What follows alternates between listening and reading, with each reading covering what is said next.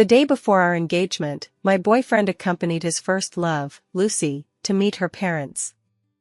Nora? He saw me, his eyes filled with panic. However, he quickly regained his composure and questioned me, "What are you doing here?" I sneered, "Just passing by, you two carry on."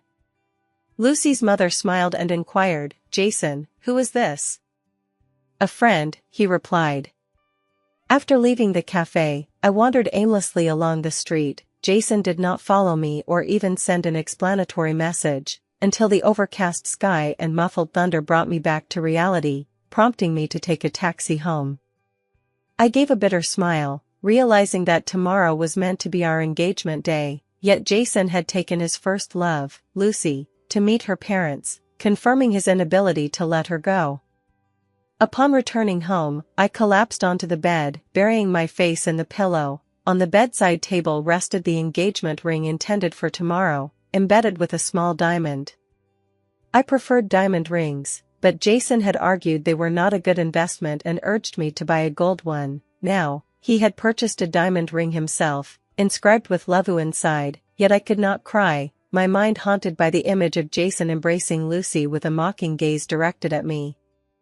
Lucy was Jason's childhood friend and his first love. I frequently argued with him over her presence, but he always insisted they had grown up together like siblings and that I was overthinking it. "If there were anything between me and Lucy, where would that leave you?" he would say each time, intensifying my growing sense that I was merely a substitute for her. During our most heated argument, Jason berated me for having impure thoughts, questioning why there couldn't be a platonic friendship between a man and a woman. He stormed out, slamming the door, and we remained in a cold war for over a month. This time, however, I had no desire to argue. I had come to terms with my position and abandoned all illusions, unable to sleep in bed, so I went to the balcony and retrieved several bottles of beer from the fridge. Without turning on the lights, I sat on the balcony, sipping cold beer cup after cup under the neighborhood's glow. After an indeterminate time, the children playing below had all gone home, leaving no one in sight, save for the occasional stray cats scavenging in the trash, until Jason returned. Before I saw him, I heard Lucy's voice, "Jason, does your place even look like a woman lives here? It's a mess, and there's a strange smell." I sat silently by the small table on the balcony. In all the years with Jason, he never lifted a finger for chores, let alone cleaning, leaving all household tasks, grocery shopping, and cooking to me. When he turned on the light and spotted me on the balcony, his tone was frigid. "Not turning on the lights at home? Are you trying to scare someone to death?" Lucy smiled at me and said, "Nora, I hope I'm not disturbing you too," then turned to Jason with a feigned pout, "Don't talk to Nora like that, be gentle with girls." Unable to resist her, Jason's expression softened. "Nora, about today, I was worried you'd misunderstand, so I asked Lucy to come explain to you in person."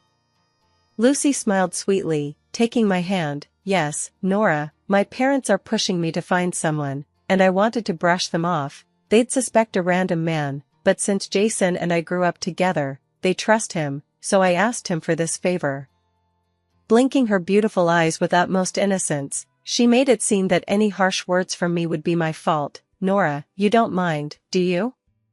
Jason added, "Nora, Lucy has sincerely explained, don't be upset anymore." I remained silent, but Jason began defending Lucy, prompting me to fling her hand away in a surge of anger. "I'm not upset. I should thank her for taking my boyfriend to meet her parents." Lucy's smile froze, while Jason grew angry. "We're childhood friends, what's wrong with me helping her as a brother?" I retorted, "Brother? It looks like you want to be her boyfriend meeting her parents today, and marriage is next." Jason, visibly impatient but likely restraining himself due to Lucy's presence, said, "Don't make it sound so sordid. I've told you countless times, Lucy is just my sister." Lucy interjected, "Nora, don't be mad. It was my idea. If you want to hit or scold someone, target me, not Jason." "Me, sordid? Taking it out on him?" Watching their coordinated act fueled my rage. Jason, assuming I'd calmed down since I stayed quiet, patted my shoulder lightly, "Apologize to Lucy, and this will be over." I shoved Jason away, my eyes welling up. Apologize? Why should I apologize to a woman who's entangled with my boyfriend? She's the one who should apologize to me. Jason exploded. Nora, you're slandering a girl's honor. Have some shame. I order you to apologize to Lucy. Lucy stepped between us, playing peacemaker. Jason, don't fight with Nora over me. I'd feel so guilty. I'm sorry. The air was thick with pretense, but cold water cannot steep green tea, and Jason's fervor was undeniable. Recalling how he had consistently shielded Lucy over the years, my heart turned utterly cold. Nora, can't you be reasonable? Forcing Lucy to apologize. Don't go too far. Jason continued, I order you to apologize to her now, or we're done. Jason pointed at my nose, fuming. In the past, I would have swallowed my pride, apologized to Lucy, and mourned alone, but now I refuse to endure it. Then let's break up, I said, turning back to my room.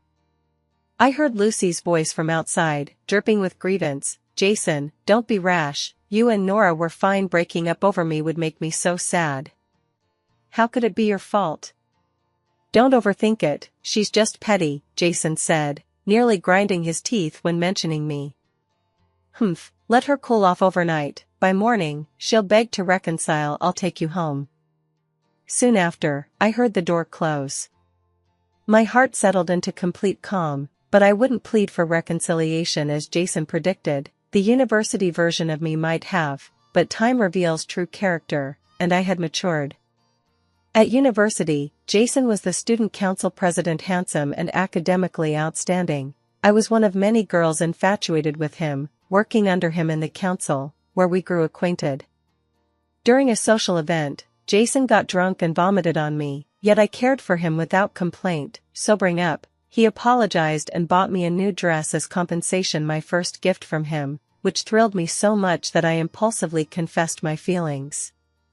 Unexpectedly, Jason agreed and embraced me gently. In that moment, I felt like the happiest person alive, but now everything had changed. Jason no longer smiled at me as he once did, his focus shifting entirely away from me since Lucy's return.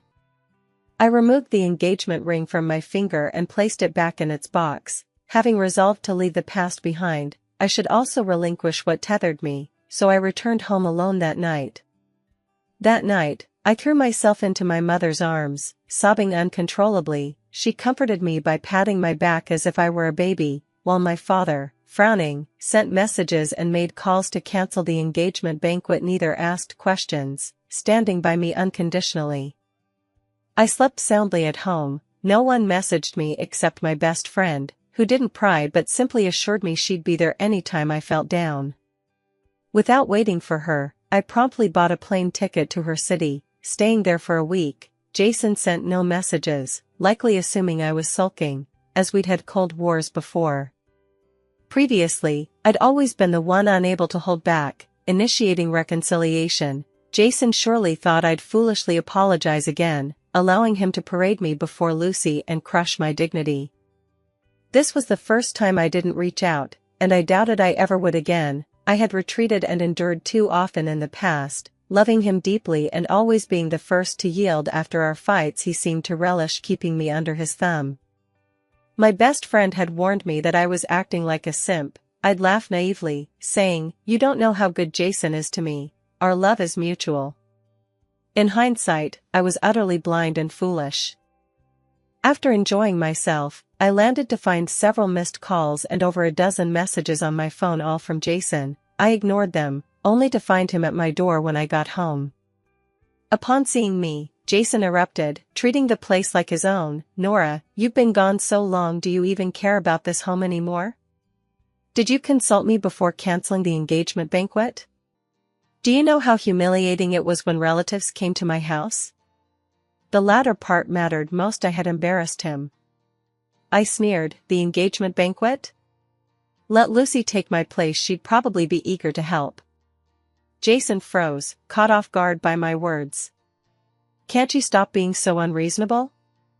Lucy and I are innocent," he protested. "I don't care anymore, Jason. Whatever's between you and Lucy is no longer my concern."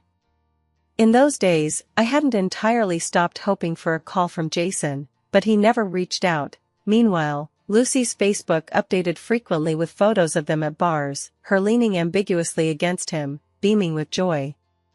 She ensured I'd recognize Jason by deliberately revealing the birthmark on his left wrist. They were having such fun, why couldn't I do the same? Yet Jason couldn't grasp this and lashed out, "Nora, have I been too good to you, making you so fearless? Your constant overthinking disrupts my bond with Lucy. How can a girl be so vile? Nora, don't think being my girlfriend lets you insult Lucy. Apologize, or I'll end it." His repeated mentions of Lucy nauseated me. Expressionless, I said coldly, "I won't apologize, let's break up." Stunned, Jason hadn't anticipated my resolve. I opened the door, ushering him out. "Wait, Nora, what do you mean? Can't you understand plain words? I said you and I, Nora and Jason, are over." His arrogance vanished as panic visibly overtook him. "Nora, are you really mad?" His faintly appeasing look sickened me. "Where was this before? I've told you, Lucy's like my sister. If she needs help and I don't go, wouldn't that be too callous? You're overthinking it. It was just pretending to be her boyfriend, not real. Can't you be more generous?" "Not generous? How much more generous can I be? Since Lucy returned, you've prioritized her, even meeting her parents the day before our engagement.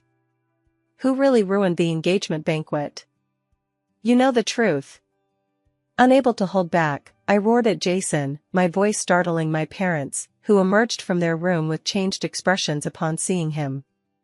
"Get out, you're not welcome here," my father said grimly, while my mother patted my shoulder to soothe me. Jason paled instantly, stammering as he tried to placate my parents. "Uncle, Auntie, what's this about? Nora and I are just having a minor spat," he said. "Nora, I'll apologize, okay? Let's move past this and live well together." I rolled my eyes. When I needed an apology most, Jason was with Lucy at a bar. What use was it now? "No need, please leave my home, we're already broken up." Jason was dumbfounded, unprepared for my steadfastness. I'd always been the one begging to reconcile, with him condescendingly granting it, treating me like a pet who'd return for a toy now. I was no tame kitten, and if the tiger doesn't roar, does he think I'm weak? "Nora, with Uncle and Auntie here, don't make a scene, let's go home and talk, okay?" As Jason reached for my hand, my father stepped between us. "Jason, you hurt my daughter, first leave now, or I'll call the police."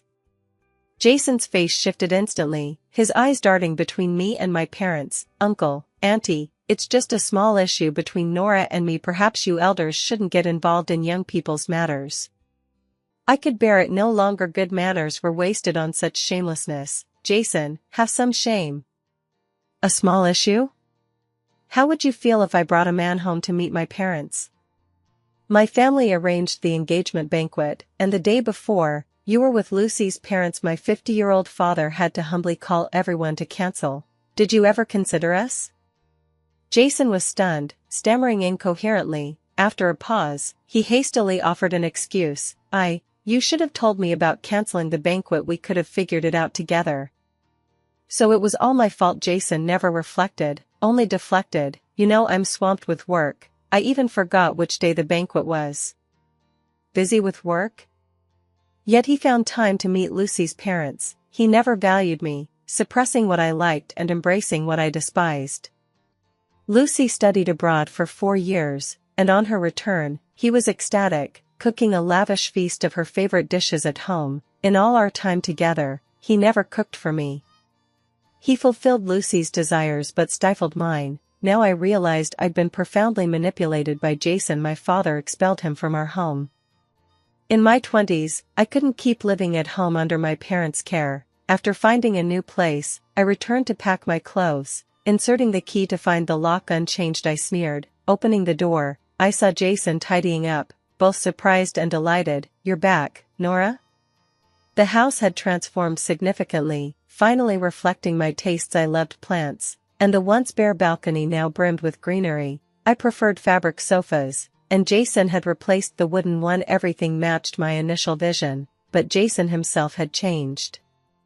When I'd suggested this setup, Jason claimed plants attracted bugs and were hard to maintain, yet in our years together, I alone handled the cleaning. He never lifted a finger, not because it was troublesome, but because he couldn't stand my happiness. Hungry? I'll cook for you now. I remember you like stir-fried beef, right? He thought this would move me now. In the past, I'd have wept with emotion at him cooking for me, thinking no rift was irreparable, but now, my heart was still, focused only on packing and moving. Jason had just donned his apron when his phone rang. What's wrong? Don't cry, I'll be right there. His urgency confirmed it was Lucy calling. Dropping the spatula, Jason seemed to seek my approval. Nora, Lucy's been hit by a car. Go quickly. If something serious happens to her, it'd be bad. Surprised by my swift consent, Jason shed his apron and hugged me. Nora, wait for me, I'll handle this and be back soon for a candlelight dinner. I frowned as he left. His embrace not only pained my heart but also stirred slight revulsion. The fridge held plenty of ingredients I loved: braised eggplant, stir-fried beef, mapo tofu, all spicy. I enjoyed spicy food, but since Jason disliked it, I hadn't eaten it in ages. If only he'd cooked these for me back then. He clearly knew how to cook. When Lucy returned, he prepared 7 dishes and a soup, still vivid in my memory. Sadly, it wasn't for me, and I'd never received such efforts from him, but so what? I no longer cared. Alone, I prepared 4 dishes and a soup, our final meal, a parting feast for Jason and me. After all these years, parting amicably would preserve some dignity, but the food cooled and nearly spoiled, and Jason still didn't return. At dawn, having packed everything, I opened the door to find Jason bustling in the kitchen. Yesterday's dishes weren't refrigerated and spoiled, so I tossed them. Come eat breakfast. I stared blankly, feeling as if from another lifetime.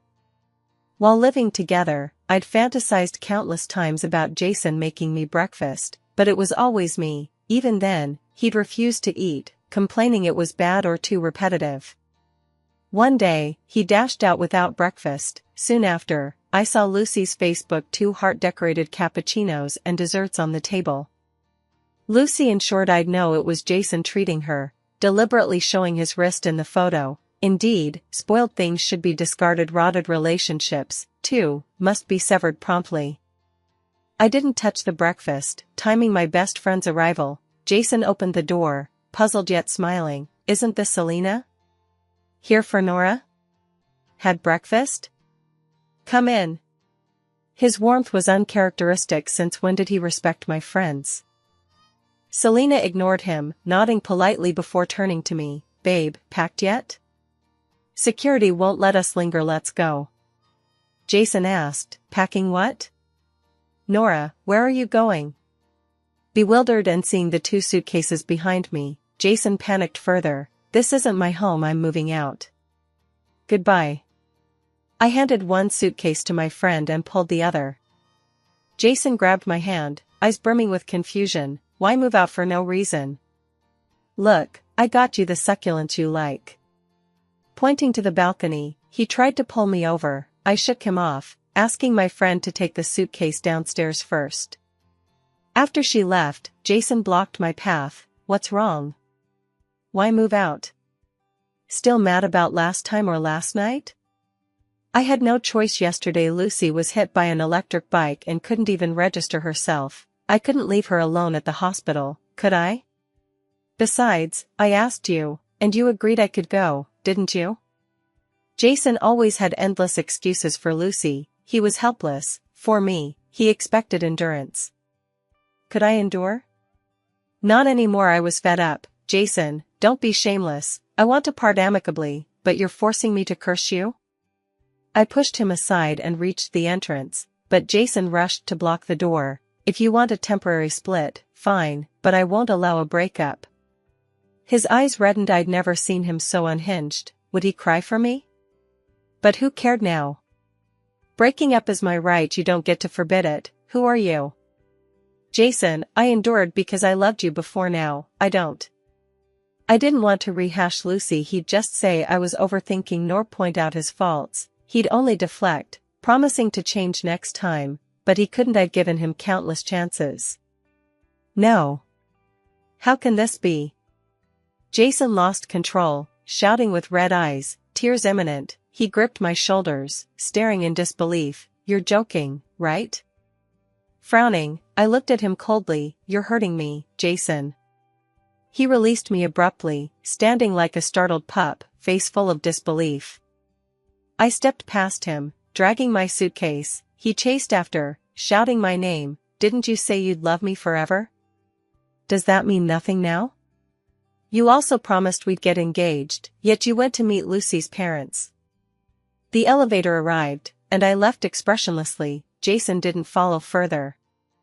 My friend waited downstairs, stowing the suitcase in the trunk as I climbed into her Porsche. As we drove out of the complex, I didn't glance back once.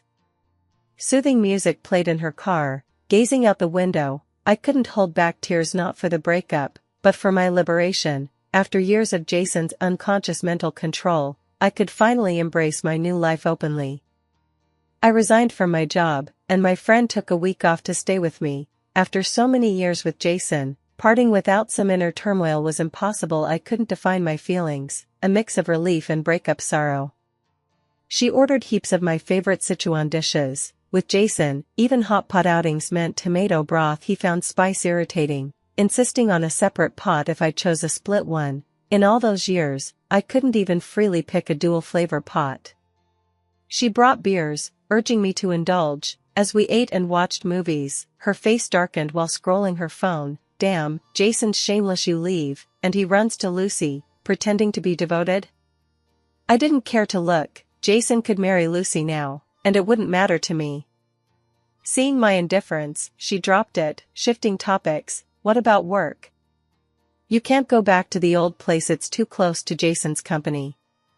Several headhunters have reached out recently. Don't worry. Reflecting on my old job, I felt regret. I'd planned to work in Shanghai with her better pay and prospects, but for Jason, I stayed in this small city, taking a mediocre job near his company. Living together, Jason took everything for granted: rent, utilities, gas, all on me. He claimed no cooking meant no gas fees, but did he ever consider who made the warm meals he came home to? Thus, once I quit, multiple headhunters contacted me. I scheduled an interview with my top choice. Passing the first round swiftly, 3 of us advanced to the second, which HR said the general manager would conduct personally. Passing the second round meant signing a contract and starting the next day. I was confident with my solid education and experience. Last in line for the interview, I thought I'd lost when the previous candidate exited smiling. Entering the meeting room, I was speechless with shock. Ethan? He was equally surprised, rising to greet me. Senior? It's you? HR didn't mention this. Sitting down, Ethan poured me tea, shedding his earlier CEO aura for a puppy-like demeanor. Don't you check resumes? I teased. HR handled it, said there were 3 good candidates for me to interview personally. I was just napping when they dragged me here. Poor me. Lifting his foot, I noticed his suit top paired with slippers. I laughed, calling him as amusing as ever. No more questions at you then. I trust you, senior. Manager Ethan, no favoritism. What if I'm not as good as the others? Nonsense. Your education outshines theirs, that alone suffices. Plus, your student council excellence, I saw it firsthand. You're perfect for the executive assistant role. Relieved, I left to sign with HR, smiling, ready for a new life. Ethan was a junior I met at university, though in different departments. We only collaborated during major school events, otherwise keeping to ourselves. Years after graduation, I hadn't expected Ethan to remember me. I told no one we knew each other, focusing diligently on my duties. Ethan was a different person at work, strict and stern-faced. Last month, he made a new intern cry. Too proud to console her, he bought milk tea for the company, leading to jokes if scolded again. Don't hold back tears, and the GM will treat us to cake. Unlike my previous firm, the office vibe was great. Young staff didn't bully newcomers based on seniority, and they didn't hassle me, the new assistant. At my old job, working with the GM a few times sparked lewd rumors. I told Jason, but instead of support, he blamed me. Can't you see what you did wrong? Why only you? Classic victim blaming. Back then, I was so controlled I internalized guilt, avoiding eye contact at work. Post Jason, I dove into my job one day. Ethan asked me to join him on a Hainan branch trip with 2 colleagues, and I agreed eagerly, seeing it as a chance to shine as an assistant. Ethan scheduled ample time, arriving in Sanya a day early, new to the seaside. I felt lost. Just off the plane, rest up, tomorrow's busy. Ethan handed me an opened coconut, its juice sweet and refreshing. That night, whether from climate or diet, I got diarrhea. Delegating work to colleagues as Ethan took me to the hospital, the doctor said too much cold and spicy food upset my stomach.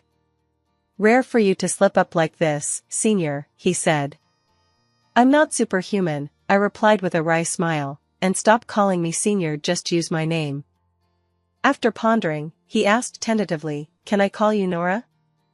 I nodded. Everyone at work did, interns included, adding sister. While on N4, my phone rang, an unknown number I dismissed as spam. Hanging up, it rang again, and with a bad feeling, I answered, Nora, I'm in Sanya, lost my ID, I'll be on the streets tonight. I didn't buy Jason's story. How did he know I was in Sanya? Believe me, it's true, I lost it leaving the hot pot place, the same one I'd been to. Was he stalking me? Can't you replace it? I can't help, I said. Police stations are closed now. I had no choice but to call you. Nora, please help, he pleaded. I sighed. 7 years together, I couldn't let him sleep on the streets. With only a few drops left in the 4, I stopped it, got Jason's location, and headed out. Ethan drove me silently, stopping at the hot pot place. Jason, thinking I'd taken a cab, rushed to hug me. I pushed him away firmly, frowning in distress. Ethan stepped out, observing us thoughtfully, but Jason confronted first. Nora, who's he? I'm Nora's boyfriend. Who are you? Ethan's reply stunned me, leaving Jason incredulous. Then Lucy appeared, holding toiletries. Nora, what's this? Jason searched for you so long you avoided him, and now a new lover? You're really letting him down. Before Jason could berate me, Lucy jumped in. I glared at her coldly, smug beneath her innocent act. Nora, it's not true, right? You hired someone to play this part?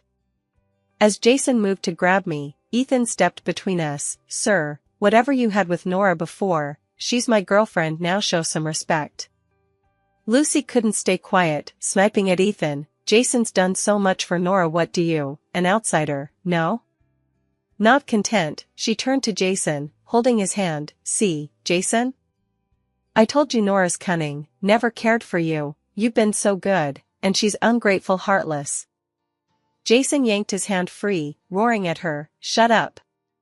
I'd never seen him like this. He'd never yell at Lucy, always cherishing her while trampling me. She stood stunned, tears falling. Ethan pulled me into his arms timely, chin raised. This is my boyfriend.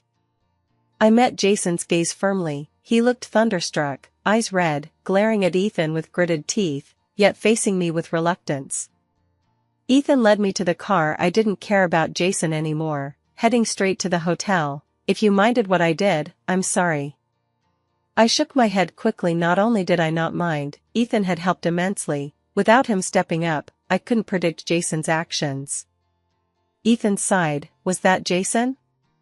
I thought you two matched well in college. If he's here to reconcile, why bring another woman with such a foul mouth like he ate dung? His words amused me, calming my turmoil. That night, I took medicine, rested well, and met head office staff the next day. Engrossed in work, I blocked all Jason's contacts, including that unknown number. Back home, I immersed myself in work. Maybe that day's blow was too great. Jason vanished from my world, having lost too much time to him. My goal now was to work hard and earn money. Ethan valued me highly. After excelling at the branch, he let me make decisions knowing he'd rise to director. He aimed to groom me as the next manager, so I worked tirelessly, often late into the night. At last, a short break came. Missing home, I called my mom, telling her not to buy groceries I'd cook. Unexpectedly, opening the door, I found Jason and his parents in the living room. Nora's back? Jason, help her with her things, his mom greeted warmly. directing him. His eagerness repulsed me. Where was this before? Frowning, I didn't hand him anything, walking past to the kitchen. Mom, what's this? She whispered, embarrassed. They insisted on coming. I couldn't just turn them away. Your dad's not home yet. Jason knew Mom was soft-hearted, a trait I'd inherited, but I'd changed. I could be lenient with anyone except him. Uncle, Auntie, it's tough coming so far, but Jason and I are over. His mom, shocked, grabbed my hand. What's this? You and Jason were together so long, how can you just split? Couples have minor spats. His dad and I argue daily, yet we're fine, she said. Any issues, with us parents here, sort it out and live well. I laughed. Could this be discussed? Did she know about Jason's sister? Jason dropped to his knees, startling us, tears streaming. He nearly kowtowed. Nora, I was wrong. Can't we talk it out? I can't live without you. A home isn't home without you. Come back. Looking down, I said coldly, fine, swear you'll never contact Lucy again, and I'll consider it. His sudden silence killed me. He couldn't let her go. If he couldn't release his first love, why entangle me? Wanting both was his fault, wasn't it? Mom, unable to watch, told him to stand. Jason, ever opportunistic, shouted like a tantruming child, I won't unless Nora forgives me. Kneel at the complex gate, then don't disrupt my family. I yelled, shoving him out. Won't leave? I'll cut myself. Get out. His parents rushed to stop me as I held a fruit knife to my hand. Only he could lose it. Couldn't I? Finally ejecting everyone, I sighed in relief, seeing Mom's worried gaze. I set the knife down. Mom, I'm fine. I just wanted to discuss them. Jason going nuts here. How could we eat if I didn't kick him out? Mom relaxed, massaging her shoulders. I cooed, Mom, I got Christian carp. Want fish soup tonight? She smiled softly, agreeing repeatedly. Helping Mom cook, Dad called. He'd forgotten his keys, asking me to let him in. What's Jason doing, kneeling downstairs? Scared me. I took the back way. I smiled, shaking my head. Ignore him. Our family dinner matters most. From the balcony, I saw Jason kneeling below. Who cared? A self-absorbed fool. His explanations when I no longer needed them were pathetically weak.